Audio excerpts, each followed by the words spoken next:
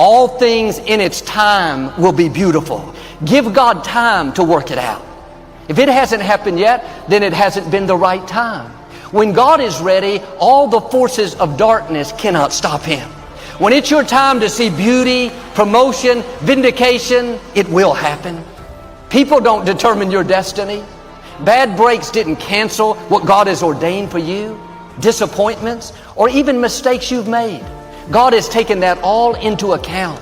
How we wait is important. If we wait upset, discouraged, God, why did these people do me wrong? That's going to delay the beauty. The right way to wait is in an attitude of faith, knowing that God is on the throne, knowing that He's working all things for your good, expecting His favor, declaring His promises. This difficulty didn't come to stay, it came to pass. God being for me is more than the world being against me.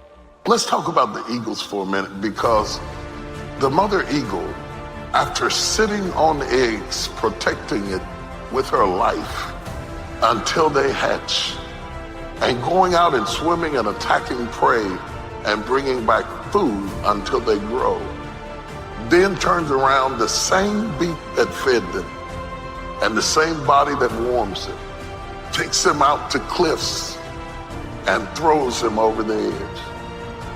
It is not that she has turned against her children, but she knows that they will never find their wings in safety.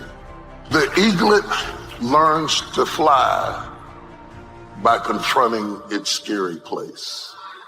And it's not even trying to fly. It's falling and flapping and thinking mama is crazy. But in the process of falling and flapping and falling and flapping and falling and flapping and flapping and flapping. Expand yourself. Take yourself out your comfort zone. Do not live in your bubble. If you stay in your comfort zone, that's where you will fail. You will fail in your comfort zone. Success is not a comfortable procedure. It is a very uncomfortable thing to attempt. So you got to get comfortable being uncomfortable if you ever want to be successful. You got to get real doggish. You got to get downright funky if you want to make it. Now, like I was telling you before, if you want to be ordinary, you ain't even got to listen to me. Just go on about your business. If you think ordinary's cool, ain't no problem. It's some really, really wonderful ordinary people. But if you are sitting in this room and you have extraordinary aspirations, then you're going to have to do extra. It's no other way. See, I know something about you, even not knowing you, that you've got greatness within you. You have the ability to do things that you can't even begin to imagine. You have talents and skills in you that you haven't even begun to reach for yet. All of you have extraordinary capabilities. All of you. You have to decide if you are willing to do the things to put you in that category. Rich people don't sleep 8 hours a day. That's a third of your life. It ain't even 24 hours in a day. You cannot be sleep 8 hours a day. You can't live in LA and wake up at 8 o'clock in the morning. It's 11 o'clock on the East Coast. The stock market been open 2 hours. They already making decisions about your life and your ass was asleep. The Bible says, he who loves to sleep and the folding of hands, poverty will set upon you like a thief in the night. Some of you are going to go back and look at your dreams and brush them off. Some of you are going to begin to look at yourself and say, hey, look here, I know I have not done all that I can do. Whatever goal that you have in mind, I want that to be a goal that will challenge you, something that will make you stretch. It was Osborne who said, unless you attempt to do something beyond that which you've already mastered, you will never grow. What is it that you looked at some point in time and you decided that you couldn't do it? That you talk yourself out of it? Whatever it is, bring it back out there. How are you going to do it? That will come to you in due time. See, you don't get in life what you want, ladies and gentlemen. You get in life what you are, not what you want. You see, the good news is that we can always become more by working to develop ourselves. So the first process of making this your decade, you've got to begin to take a look at your life and look at where are you right now? What are your strengths? What are your weaknesses? What gives your life a sense of fulfillment, a sense of joy? What does a full, rich life means to you? What is it that you could love doing 7 days a week that'll bring a smile to your face? Think about that. When you have some goal out here that you're stretching for and reaching for that takes you out of your comfort zone, you'll find out some talents and abilities you have that you didn't know you have. See, ladies and gentlemen, life is too short trying to play it safe. It's too short and unpredictable, being miserable. It's too short for that. Here's the thing. There's no safe position in life. Let me tell you why. It's a quiet secret that most people don't realize. You can't get out of life alive. So there's no safe position. You can die in the bleachers or you can die on the field. You might as well come out on the field and have a good time. So if you want to make this your decade, you've got to decide to be bold. So you got to be bold in life. Most people go through life trying to creep. No. Trying to be casual about it. No. You go through life being casual, you'll end up a casualty. No. You've got to be bold in life. You've got to take life on.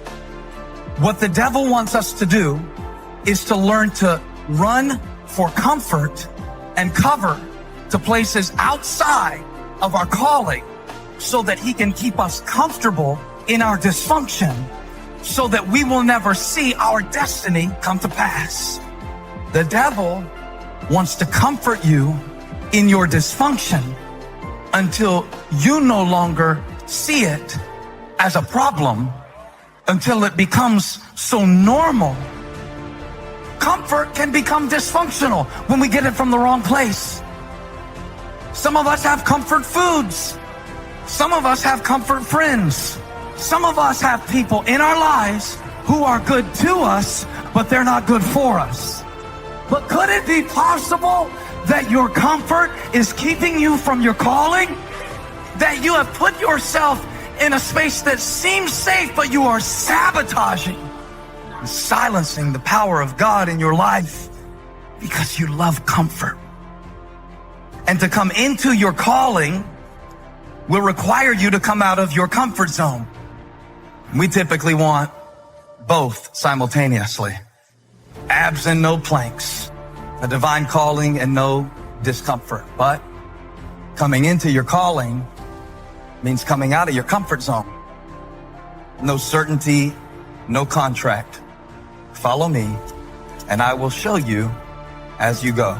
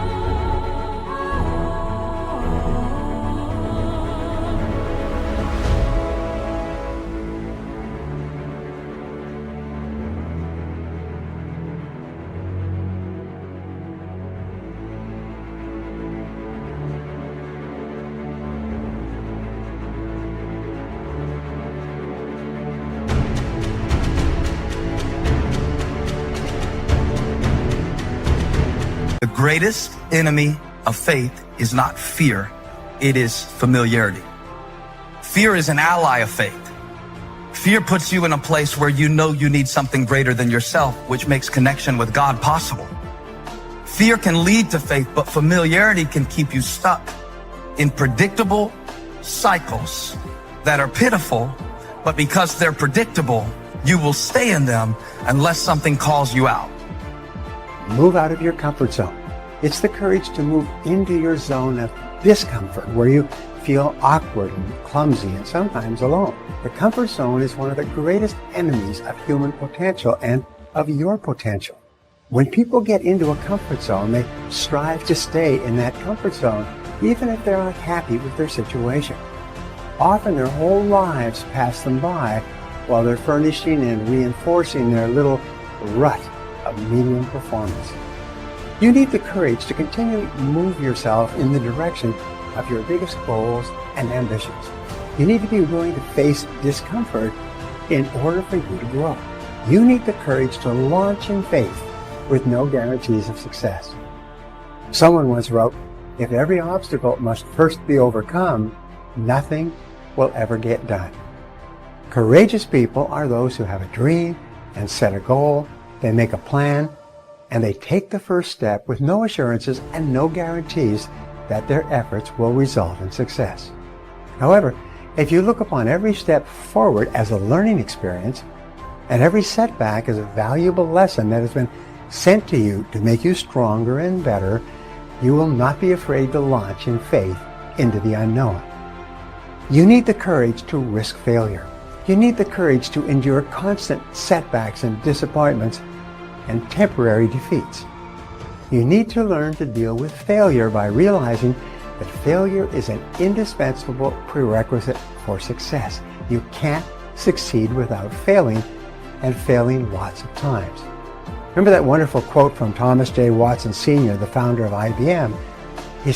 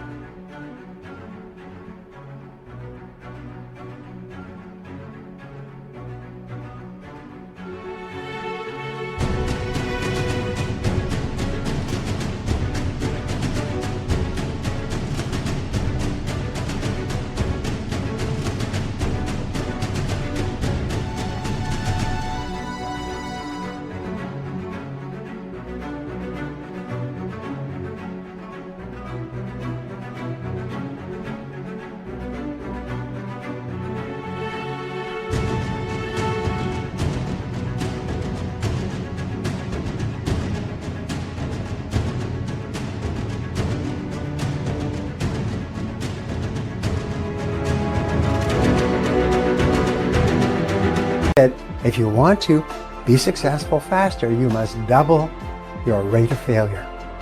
He said success lies on the far side of failure. You need the courage to treat failure as an opportunity to more intelligently begin again.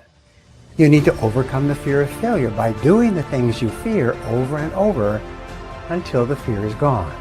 And then by resolving to bounce rather than break when things don't work out for you. You need the courage to turn toward danger continuously, to face the things you fear. The decisions you make actually matter. When the alarm goes off in the morning, do you get up? Or do you hit the snooze and sleep more? When it's time to work out, do you get it done or make excuses to skip it? When you're supposed to do the work you know you need to do it? Or do you let it slide and regret it later? You must work harder. You must be willing to do the right things in order to have a life that will actually make you feel fulfilled in the long run. Every decision you make, every single day, matters. The easy choice makes life hard. The hard choice makes life easy. I don't know what your future is, but if you're willing to take the harder way, the more complicated one, the one with more failures at first than successes, the one that has ultimately proven to have more meaning, more victory, more glory, then you will not regret it. Whatever you choose for a career path, remember the struggles along the way are only meant to shape you for your purpose. Limiting its expansion. No growth occurs when you surrender. Toughness cannot be found in a comfortable setting. You must immerse yourself in an unfamiliar, disordered state where you struggle and feel overwhelmed. Life becomes like drowning. The cold becomes unbearable. The desire to return home intensifies. But during those struggles, we often consider quitting. Processing information becomes really hard in the middle of feeling that pain. The pain overwhelms, stopping rational thinking. Your brain resorts to fight or flight. So when you give up, your mind signals it's done. I'll find a way to adapt. I'll find a way to overcome this. When you do that, you're regaining control of your mind, restoring a proper perspective, reaffirming your desire to be there in the first place. These pivotal moments will happen constantly. You must learn to master them. Because if you succumb to any of these moments, you won't become whatever the hell you aspire to be. When you declare, this fucking sucks, I'm suffering, I'm miserable, I feel broken, but I'm not leaving, your mind realizes you're fully committed. So it expands, it grows, and it strives to overcome this damn thing. It realizes that we have to figure this fucking thing out. It's a lonely journey. You're isolated. Those who used to keep pace with you will fall off. They'll see where their world ends and yours begin. Your ability to suffer, endure, outwork must be greater. You must be willing to extend yourself to the limit with no guarantee of success. Every day, you must ask yourself, did I do enough? Once you get to that point, you will find the strength to pull it out, no matter what. It doesn't matter how I feel. It doesn't matter if I'm tired. It doesn't matter if I'm sore. It doesn't matter whatever the fuck is going on with me. Because no matter what, I'm gonna go fucking execute. It's not going to be easy, and you have to be patient, and you have to put in the fucking time. You talked to me about 3 months, how you fucking worked your ass off for 3 months and it wasn't recognized. That ain't nothing. It takes real fucking time and real commitment, and it takes that every single day. It takes a conscious effort to be more valuable, to be better than the next guy every single day, and that shit is not easy. I need you to go harder than you've ever gone before. I need you to be more dedicated than you've ever been before. I need you to be more committed than you've ever been before. I need you to tap into a level of sacrifice that you've never tapped into before. That's why you meet some people, they just won't be denied mentality. That's why you meet some people, you gotta take their life before you take their drive mentality. What makes successful people successful is what they do when they don't feel like it. It's what you do when you don't feel like going to the gym and you're dragging ass and you would rather eat a piece of dog shit than go to the gym. It's what you do when you show up to work and you want to burn the motherfucker down. The reason I'm successful is because I execute whether I have the fucking fire or whether I don't have the fucking fire. And you guys have got to start cultivating the ability to have discipline. What do you do when somebody's not there watching you? What do you do when you have to either do what it is you know you're supposed to do without somebody there to supervise you, or you get to take the play off because no one's going to know the difference? Those are the things that make up success, and that's discipline. You have to do the things that you don't feel like doing because you know it needs to be fucking done.